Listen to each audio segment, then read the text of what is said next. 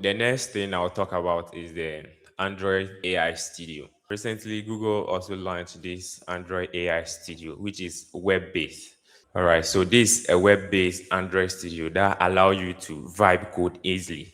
So if you have low-end machine, all you need is internet. You don't need to install Android Studio with a lot of device requirements. I think Google started this thing way back where they have product IDX. So they started this thing like 2, 3 years ago.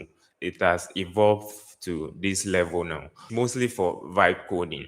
I will not recommend it for serious projects because serious projects with serious API architecture and all those things, I'm not sure you're going to do everything here. And another thing is privacy and security. Once you are doing everything here, it means your code, everything will be with Google, and that's not what you really want. So if it is for vibe coding like beginners and then you are learning, you don't have a device capacity, you can leverage on this one.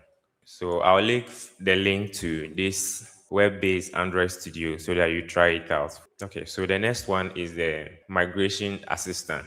Right now, Google has introduced this migration assistant in Android Studio that allow you to convert your iOS, web, other platform directly to native. I haven't tried this out yet.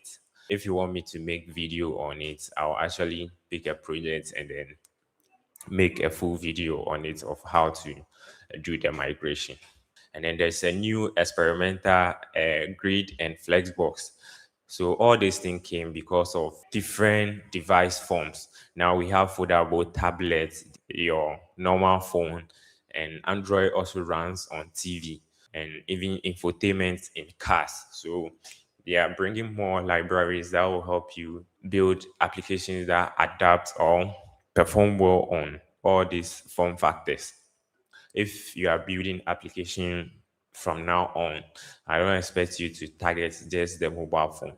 You must build the application such that it will work on. Because people open your application, we have Android TV, so people will use your application on a giant screen. So if you don't build your application well, you see that the layout will be distorted on those screens. So you should consider that